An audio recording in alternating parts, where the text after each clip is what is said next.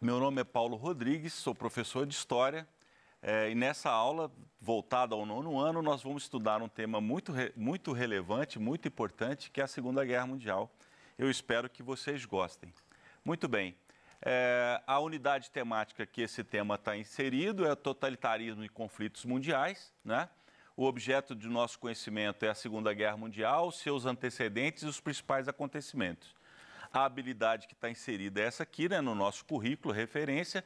E ao final dessa aula, meninos e meninas, eu gostaria que nós pudéssemos compreender a Segunda Guerra Mundial, discutir as suas principais consequências, refletir sobre um acontecimento muito marcante desse período que é o Holocausto, a criação da ONU e a Declaração dos Direitos Humanos. Muito bem, vamos lá na nossa caminhada. Vejam bem, se vocês se recordam das nossas aulas anteriores, vocês vão ter um entendimento perfeito da Segunda Guerra Mundial. Porque, vejam bem, o que leva a acontecer a Segunda Guerra Mundial? A maioria das causas estão nas nossas aulas anteriores. Vejam, a própria Primeira Guerra Mundial, né, que alguns falavam na época, né, os contemporâneos falavam que era guerra para acabar com todas as guerras, na verdade, ela meio que já pré-anuncia a Segunda Guerra Mundial. Aliás, nós temos historiadores que falam que a Primeira e a Segunda Guerra é o mesmo processo histórico que teve apenas uma interrupção ali no meio, né? O que a Primeira Guerra Mundial traz? Ela traz o Tratado de Versalhes, que coloca a Alemanha como a grande derrotada, e isso vai ser um problema muito sério, né? Isso vai dar força, por exemplo, para a eleição de Hitler, não é? E ela traz também o chamado fracasso da Liga das Nações. Quando foi ao final da Primeira Guerra Mundial, se tentou fazer uma organização entre os países e essa organização não deu certo, diferente, por exemplo, da nossa ONU atual. Outro elemento, outra aula nossa é a Revolução Russa, né?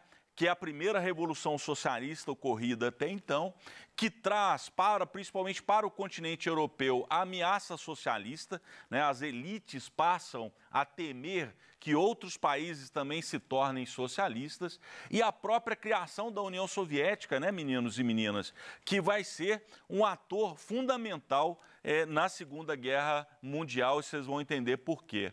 Bom, finalmente a crise de 29, cuja crise econômica traz para a Europa consequências pesadíssimas, o que ajuda a ascensão ao poder do chamado nazifascismo, que em última instância vão ser os grandes responsáveis pela Segunda Guerra Mundial, compreendem? Quer dizer, o nazifascismo, com seu nacionalismo exacerbado, o revanchismo em relação, inclusive, ao Tratado de Versalhes e a política de violência e ódio que eles defendem, vão, em grande medida, explicar por que ocorre a Segunda Guerra Mundial.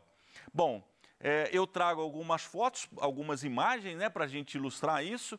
Stalin, a grande liderança da União Soviética, o seu grande opositor, Hitler, né, o chanceler da Alemanha, seguramente o maior culpado por todos esses acontecimentos, né, ele, o Partido Nazista, etc. Aqui uma imagem da Primeira Guerra Mundial, conforme vocês se recordam, uma guerra de trincheira. Aqui uma vítima da crise econômica de 1929, né, com seu olhar desesperançado, não é? E aqui outro personagem importante, que é Churchill, né, que é o primeiro-ministro da Inglaterra durante a Segunda Guerra Mundial. Aliás, tem um filme atual no Netflix muito bom, com um ator excelente, sobre Churchill, exatamente no iniciozinho aqui da Segunda Guerra Mundial. Quem tiver oportunidade, assista. Muito bem. Quais seriam, então, os acontecimentos que precipitam a guerra? Vejam bem, alguns a gente já até viu, né? A primeira questão é que a Alemanha, a partir da eleição de Hitler, né? Da chegada de Hitler ao poder, ela começa a romper descaradamente com o chamado Tratado de Versalhes, inclusive fortalecendo as suas forças armadas, o que seria proibido pelo Tratado de Versalhes. Conforme nós já dissemos também, ao fracasso dessa chamada Liga das Nações, e alguns países começam com uma política expansionista, notadamente o Japão, que invade a Manchúria.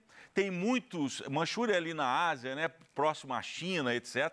Tem muitos historiadores que dizem que o primeiro tiro da Segunda Guerra Mundial foi em 1931, com essa invasão do Japão sobre a Manchúria. A Itália também sai numa política expansionista no norte da África, ali na Etiópia, né? Em 1936, a Itália e a Alemanha também, dois países totalitários, conforme vocês se lembram da última aula, apoiam militarmente um golpe na Espanha, né? Um governante franco, um governante autoritário sobre a Espanha. Aliás, eles falam que eles testam a capacidade bélica da Alemanha exatamente nesse apoio ao Franco, né?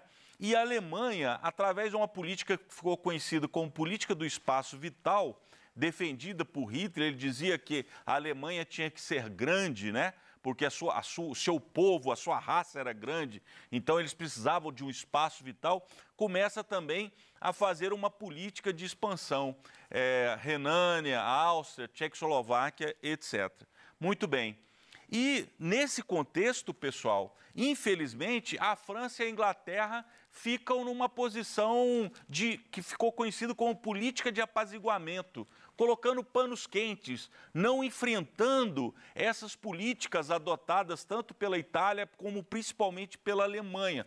E isso vai fortalecendo a própria Alemanha, não é verdade?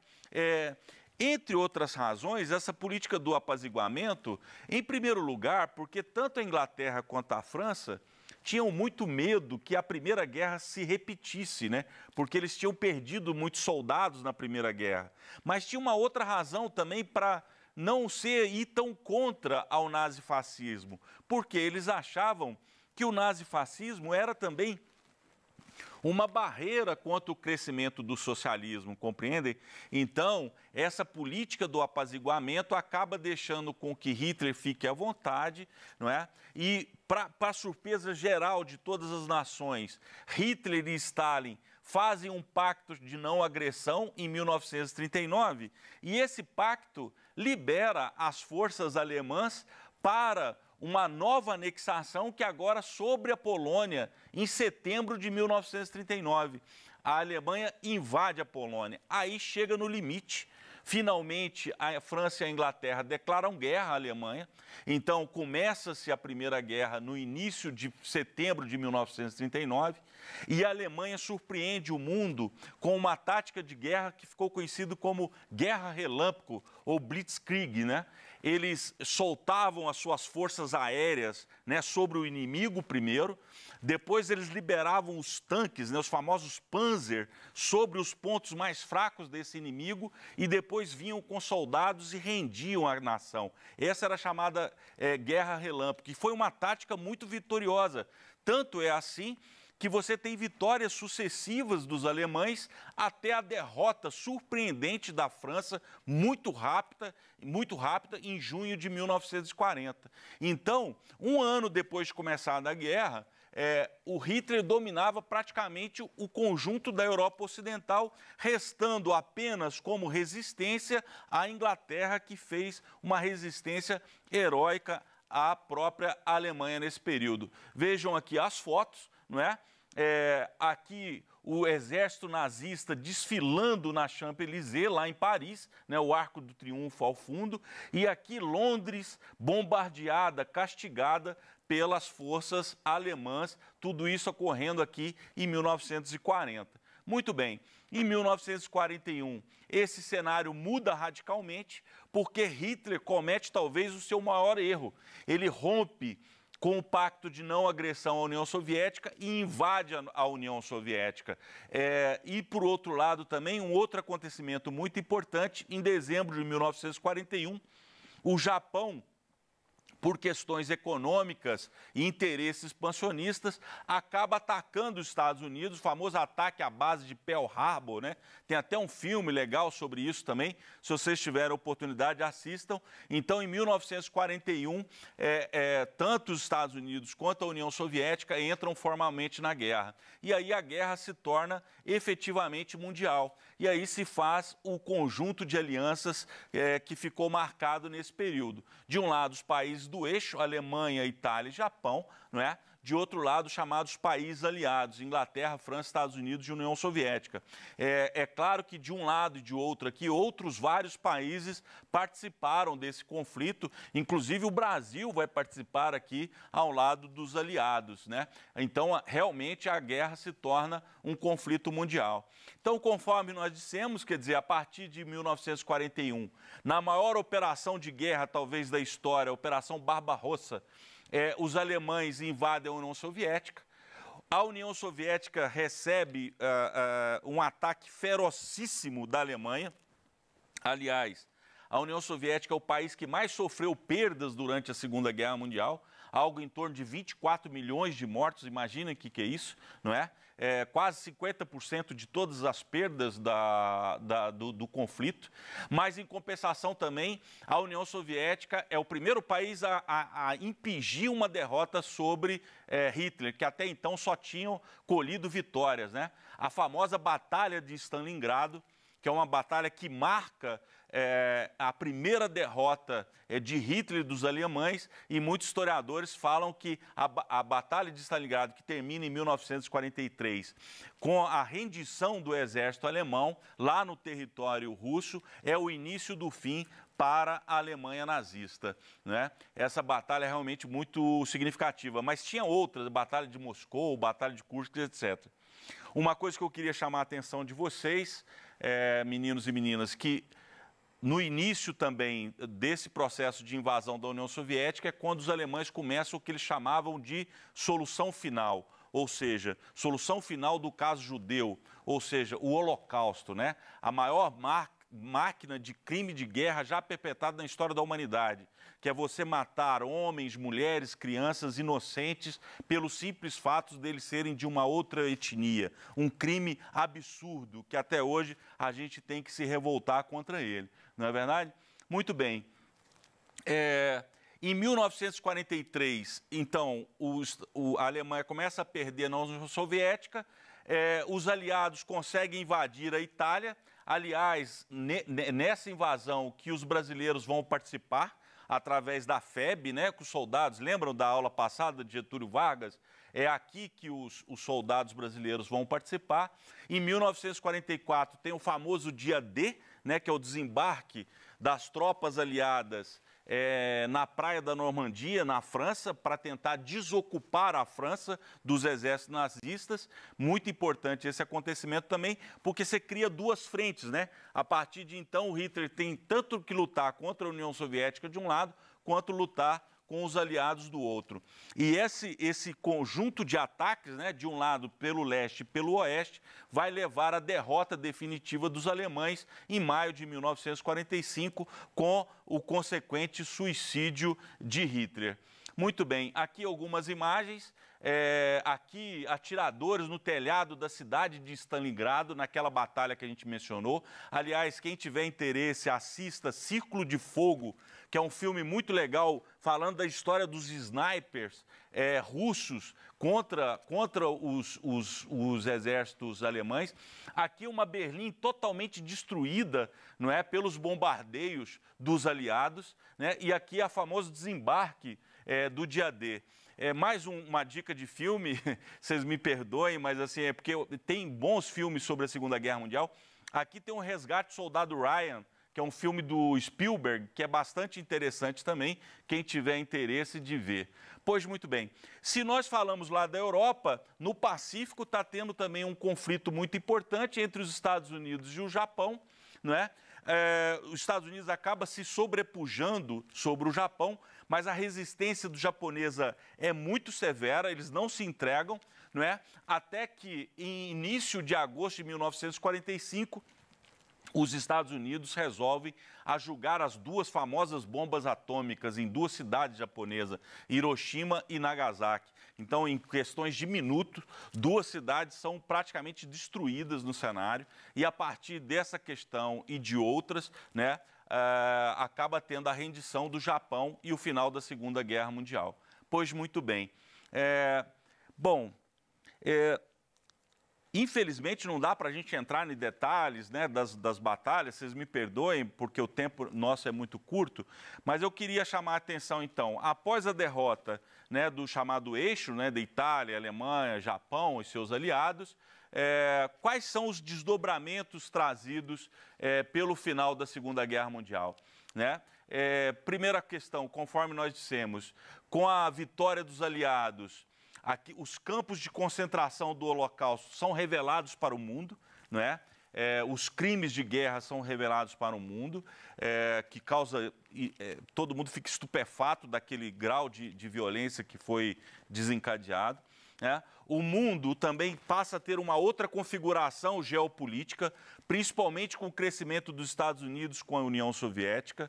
Esse crescimento de ambos vai dar origem à famosa Guerra Fria, que vai ser uma marca muito importante de todo o século XX no pós-guerra, não é verdade?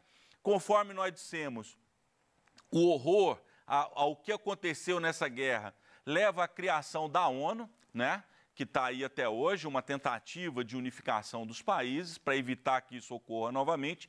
E a ONU, em 1948, por causa dos crimes de guerra e outras motivações, aprova a famosa Declaração Universal dos Direitos do Homem, né, a partir, como eu disse, de 1948. Aqui... infelizmente, eu nem gosto muito dessas imagens, eu fico... É muito triste a gente ver isso, mas, assim, aqui é um campo de concentração nazista, né? As pessoas morriam não só cremadas, mas elas morriam também por fome, por sede, conforme vocês estão vendo, de frio, né? Uma coisa muito triste, né?